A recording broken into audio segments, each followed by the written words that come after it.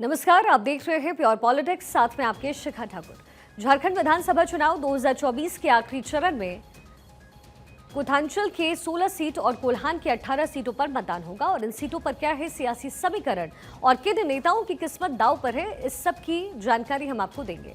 झारखंड विधानसभा चुनाव 2024 में दूसरे चरण का मतदान 20 नवंबर को होगा। इन 38 सीटों पर चुनाव प्रचार भी अब आखिरी दौर में है। सभी पार्टियां आखिरी चरण का प्रचार खत्म होने से पहले पूरी ताकत झोंक रही है और अपनी बात पहुंचाने की कोशिश लोगों तक कर रही है। झारखंड की ये जो 38 सीटें हैं वो सत्ता की चाबी मानी जाती है। ऐसे में कोई भी पार्टी कोई कोर कसर छोड़ना नहीं चाहती। 28 सीटों पर एनडीए और इंडिया गठबंधन के बीच सीधा मुकाबला, जबकि 10 सीटें ऐसी हैं जहां पर त्रिकोणीय मुकाबला माना जा रहा है। झारखंड विधानसभा चुनाव 2024 में सबकी नजरें सीएम हेमंत सोरेन की सीट बरहेट पर है। यहां पर सीएम को टक्कर देने के लिए बीजेपी ने अपने कार्यकर्ता गमालियन हिब्राहिम को मैदान में उतारा है। हालांकि बरहेट सीट हेमंत सोरेन के लिए सेफ मानी जा रही है, क्योंकि तकरीबन 4 दशकों से ये जेएमएम का गढ़ रहा। गांडेय विधानसभा सीट पर कल्पना सोरेन का मुकाबला मुनिया देवी से है। कल्पना सोरेन ने यहां पर इसी साल हुए उपचुनाव में शानदार जीत हासिल की और इसके बाद से ही कल्पना सोरेन यहां पर एक्टिव नजर आई। दुमका में बसंत सोरेन को कड़ी टक्कर का सामना करना पड़ रहा है। यहां से उनके सामने है पूर्व सांसद सुनील सोरेन। दुमका को यूं तो जेएमएम का गढ़ माना जाता है। सुनील सोरेन दुमका के सांसद भी रहे हैं। ऐसे में इस सीट पर बसंत को चुनौती का सामना करना पड़ रहा है। हालांकि अगर कोई उलटफेर होता है तो इसे हेमंत की बड़ी हार के तौर पर भी देखा जाएगा। तो इस समय झारखंड को लेकर के जो तमाम पॉलिटिकल पार्टीज हैं वो दमखम दिखाने में जुटी हुई है, क्योंकि ये जो चुनावी प्रचार है वो अपने आखिरी दौर में है। ऐसे में ये तमाम पॉलिटिकल पार्टीज अपना जोश हाई कर वहां पर दमखम दिखाने की कोशिश कर रही है। अब यानी अगले फेज में यानी 20 को जो चुनाव होना है उसमें झारखंड की 38 सीटों पर मुकाबला होना है, जहां पर 28 सीटें ऐसी हैं जिसमें बीजेपी और जेएमएम के बीच में सीधा मुकाबला, वहीं 10 सीटें ऐसी जहां पर त्रिकोणीय ये पूरा मुकाबला होता हुआ नजर आ रहा है। झारखंड में सियासी टक्कर देखने को मिलेगी। 23 को पूरी पिक्चर क्लियर होगी, क्योंकि 23 को चुनावी नतीजे सामने आएंगे, झारखंड के भी और महाराष्ट्र के भी। ऐसे में झारखंड में भी बीजेपी जोर आजमाइश उस समय करती हुई नजर आ रही है। वहीं जेएमएम के पास चुनौती है अपने किले को बचाने की। ऐसे में अब 38 सीटों पर जब चुनावी मुकाबला 20 को होना है तो देखना होगा कि मुकाबला किस तरफ होता हुआ जाता है। और इसके साथ ही जो अहम सीट है वो है बरहेट की सीट, जहां से हेमंत सोरेन एक बार फिर से चुनावी मैदान में। हालांकि बरहेट सीट को जेएमएम के लिए हमेशा से सेफ सीट माना गया है। साथ ही गांडेय में भी, जिसमें कल्पना सोरेन है जो कि हेमंत सोरेन की पत्नी है और इसी उपचुनाव में उन्होंने वहां से शानदार जीत भी हासिल की। ऐसे में गांडेय सीट पर और इसके साथ साथ बरहेट में चुनावी मुकाबला दिलचस्प रहने वाला है। बीजेपी और जेएमएम आमने सामने है। वहीं 10 झारखंड की सीटें अगले फेज की ऐसी है जहां पर पूरा मुकाबला त्रिकोणीय बनता हुआ नजर आ रहा है।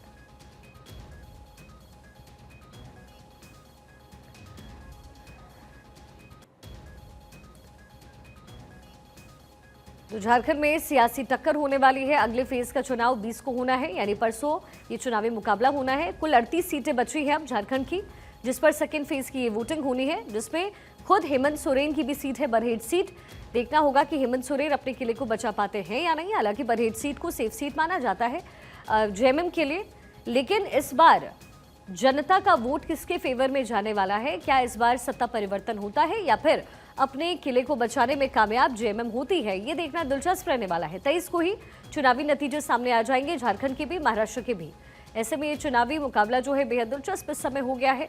अलग अलग बातें कही जा रही हैं। चुनाव प्रचार के लिए जो तमाम पॉलिटिकल पार्टीज के बड़े लीडर्स हैं वो पहुंच रहे हैं और मंच पर नारे दिए जा रहे हैं। उन नारों से क्या जनता तक मैसेज पहुंचाने में कामयाब बीजेपी या फिर जेएमएम हो पाती है? ये देखना दिलचस्प रहने वाला है। हमारी पॉलिटिकल एडिटर अदिति नागर इस समय हमारे साथ कनेक्टेड हैं। अदिति, 38 सीटें बची हैं, बरहेट की सीट है, गांडेय की सीट है, जो कि सेफ सीट तो मानी जा रही है, लेकिन सत्ता परिवर्तन की जो लहर है उसको रोकने में जेएमएम कितनी कामयाब होती है ये देखना दिलचस्प रहेगा। और खुद हेमंत सोरेन भी, या फिर ऐसा लगता है कि हेमंत सोरेन एक इमोशनल गेम जो खेला गया और जिस तरीके से उनकी गिरफ्तारी हुई और उसके बाद जमानत पर वो बाहर हैं, कहीं ना कहीं ये सेंटिमेंट लोगों को आगे की तरफ लेकर जाएगा या फिर कह सकते हैं जेएमएम की तरफ लेकर जाएगा? देखिए, जहां पर दोनों ही बात झारखंड की महाराष्ट्र की दोनों एक कॉमन बातें हैं। जहां पर महंगाई का इशू है, जहां पर जिसको लेकर महंगाई की बात कर लें, परीक्षा की बात कर लें, बेरोजगारी की बात कर लें, किसानों का जिक्र कर लें, इन सारे मुद्दों को लेकर ये सरकार के खिलाफ है। अगर हम झारखंड की बात कर रहे हैं तो महंगाई, परीक्षा, सड़कें, भ्रष्टाचार, ये सब कुछ जो है ये सरकार के खिलाफ चल रहा है। इसको लेकर हेमंत सोरेन को नुकसान हो सकता है। लेकिन अब हेमंत सोरेन, देखिए, जो पहला फेज था शिखा, वो पहला फेज उस तरह से बहुत महत्वपूर्ण था कि पिछले 2019 के लिहाज से 2024 में कम से कम 5 से 6% चुनाव जो परसेंटेज है, वोटिंग परसेंटेज, वो बढ़ा है। और जब वोटिंग परसेंटेज बढ़ता है तो वो बहुत कुछ कहता है। हालांकि हर चुनाव दर चुनाव इसकी डेफिनेशन बदल जाती है, लेकिन भारतीय जनता पार्टी बढ़ते वोटिंग परसेंटेज में खुद को खुश मान रही है कि वोटिंग परसेंटेज सत्ता को बाहर करने के लिए है। पर अक्सर ये देखा गया है कि कई बार एग्जिस्टिंग सरकार को बनाए रखने के लिए भी होता है। लेकिन अब जो बची हुई सीटें हैं उसमें संथाल एक ऐसा टर्निंग पॉइंट है। अगर संथाल में जो बीजेपी ने घुसपैठियों का मुद्दा उठाया है, अगर वो कारगर हो जाता है तो फिर ये जेएमएम के लिए खतरे की घंटी है। लेकिन वहीं जेएमएम का जो सबसे ब्रह्मास्त्र है वो है मैया योजना, और दूसरा उनकी पत्नी का चेहरा कल्पना सोरेन। तो ऐसे में मैया योजना से, क्योंकि एक्चुअल में आधी आबादी है, तो मैया योजना अगर वो एक तरफा जेएमएम को वोट चला जाता है तो अपने आप में बहुत ज्यादा जेएमएम के उसमें जाएगा। और वहीं कल्पना सोरेन का फैक्टर भी बहुत ज्यादा महत्वपूर्ण है। इसकी काट करी है बीजेपी ने, तमाम चीजें हैं। लेकिन आपने देखा होगा जब आप ये दो जो बयान है वो महाराष्ट्र और झारखंड दोनों में चल रहे हैं कि एक है तो सेफ है और बटेंगे तो कटेंगे। जब जाति पर चुनाव होता है, भारतीय जनता पार्टी जातीय ध्रुवीकरण का काट धर्म ध्रुवीकरण से करती है, धार्मिक ध्रुवीकरण से, जिससे कि पूरे मुस्लिम एक तरफ लामबंद हो जाते हैं तो वहीं सारे हिंदू एक तरफ लामबंद हो। लेकिन जब जाति पर चुनाव होता है, ये अपने आप में चुनौती होती है कि कौन किस तरफ जाएगा। फिर यहाँ पर आदिवासी फैक्टर झारखंड का जो आपने कहा वो बहुत महत्वपूर्ण है। यहाँ पर जिस तरह से आदिवासी के हक की बात बीजेपी ने की है, जिस तरह से कहा है कि घुसपैठ आ रहे हैं और आदिवासियों का हक छीन रहे हैं, उस हक को हम वापस लौटाएंगे। अब ये देखना होगा कि जो एक परंपरागत वोट बैंक जेएमएम का था आदिवासियों का, क्या उसमें डाइवर्सिफिकेशन होता है क्या। तो भारतीय जनता पार्टी ने पूरे चुनाव में दो महत्वपूर्ण चीजें की हैं। एक, आदिवासी वोट बैंक में सेंधमारी, दूसरा लामबंद करने की कोशिश, धार्मिक ध्रुवीकरण, और तीसरी बात है कि मैया योजना पे काउंटर करके गोगो दीदी योजना को लगाना। लेकिन अब चुनाव अपने आखिरी चरम पर आ चुका है, थमने की कगार पर है, और ऐसे में अब अगले जो 1.5 दिन का समय है, तब तमाम जो पॉलिटिकल पार्टियां हैं जहां चुनाव नहीं हुए जिन सीटों पर, वहां पर डोर टू डोर कैंपेन करेंगी, घर घर बात करेंगी, अपनी योजनाओं की बात करेंगी, वादे करेंगी, कस्में खाएंगी, और 20 तारीख को सुबह वोटर वही करेगा जो वोटर करना चाहता है। अलग अलग मुद्दे रहे हैं अदिति, हमने देखा आदिवासी वाला मुद्दा हो गया, आरक्षण का मुद्दा हो गया, लेकिन इसमें एक और मेजर मुद्दा है जो कि बेरोजगारी का मुद्दा है, जो हर एक चुनाव में उठता ही है, और खासतौर पर जब बात झारखंड की हो तो यहाँ पर ये चुनावी मुद्दा बनता है। अब ऐसे में बेरोजगारी का मुद्दा जब उठा है तो जाहिर है ये एंटी इनकम्बेंसी फैक्टर को अप करके लाएगा हेमंत सोरेन के लिए। क्या इसका बेनिफिट बीजेपी को मिलता दिखता है? बिल्कुल, देखिए, बेरोजगारी वाले मुद्दे में अगर हम झारखंड का जिक्र कर रहे हैं तो बेरोजगारी का मुद्दे का जिक्र कर लें या परीक्षा की बात कर लें, और तमाम तरीके की चीज़ें, ये सरकार के खिलाफ जा रहा है और इसको लेकर लोगों ने बात कही है। यहाँ तक कि सड़कों तक का मुद्दा जो है वो वासेपुर जब गए तो वहाँ पर लोगों ने कहा कि हम जवानी से बुढ़ापे में आ गए लेकिन सड़कें नहीं बनी। सड़कों की बात ज़रूर की है, नौकरियों की बात ज़रूर की है, बिजली की बात ज़रूर की है, लेकिन बिजली हमें मिली नहीं।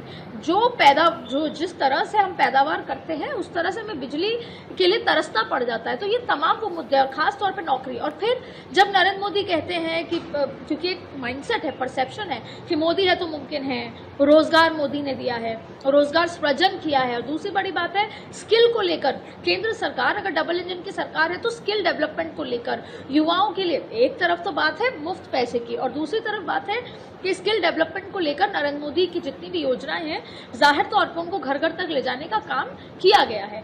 लेकिन जहां एक तरफ महंगाई है और बेरोजगारी का मुद्दा है, उसी को काउंटर करने के लिए मैया योजना हर चीज पर हावी हो रही है। देखिए, हर घर में महिलाएं हैं, और अगर महिलाओं के खाते में अभी 1000 रुपये और आने वाले दिनों में दिसंबर से ही अगर 2500 रुपये जाने लग जाएंगे। तो जाहिर तौर पे जो बहुत गरीब तबका है उसके लिए ये बहुत इंपॉर्टेंट हो जाएगा कि उसका एक घर चल रहा है महिला के माध्यम से। तो जाहिर तौर पे, लेकिन ऐसा नहीं है। आपने देखा होगा एक सीरीज ऑफ एड्स निकाली गई हैं भारतीय जनता पार्टी द्वारा कि जेएमएम को अगर आप वोट करेंगे तो जो जो वादे किए हैं वो नहीं पूरे होंगे, जेएमएम को अगर आप वोट करेंगे तो वो तमाम चीजें पूरी नहीं हो पाएंगी। तो जाहिर तौर पे वो एड्स भी अपने आप में बहुत महत्वपूर्ण है। अगर वो घर घर तक पहुंचते हैं तो वो जिस तरह से सरकार की एंटी इनकम्बेंसी है उसको बढ़ाकर, उस सेंटिमेंट को बढ़ाकर घर घर तक पहुंच रहे हैं। बिल्कुल। और तो अलग अलग योजनाएं हैं जिसका लाभ पहुंचाने की कोशिश भी हो रही है और जेएमएम की तरफ से भी ये तमाम कोशिशें हुई हैं। आदित्य, आप बने रहिएगा क्योंकि अब अगले चुनावी राज्य का जरा जिक्र करें। महाराष्ट्र विधानसभा चुनाव में प्रचार आज खत्म हो जाएगा। 6 पार्टियों में तीन की जो 2 खेमे हैं और यही वजह है कि अभी भी पक्के तौर पर नहीं कहा जा सकता महाराष्ट्र के केस में कि कौन जीतने वाला है। लेकिन इतना तय है कि सबसे बड़ी पार्टी बनने के लिए भाजपा और कांग्रेस में जोर आजमाइश जरूर हो रही है। भाजपा की अगुवाई वाले महायुति में अजित पवार सबसे कमजोर कड़ी है, जबकि महाविकास अघाड़ी में कमजोर कोई नहीं है। कांग्रेस और शरद पवार की एनसीपी अच्छा कर सकती है। तीसरे नंबर पर उद्धव ठाकरे की शिवसेना रह सकती है। हालांकि ये अजित पवार जितनी कमजोर भी नहीं रहने वाली है। इसके साथ ही नारे भी खूब सुनने को मिले महाराष्ट्र के चुनाव में। बटेंगे तो कटेंगे का अचूक नारा कितना असर डालने वाला है ये तो 23 नवंबर को ही पता चलेगा। लेकिन अभी तो इन नारों को लेकर के जो महायुति है वही एकजुट नहीं दिखी।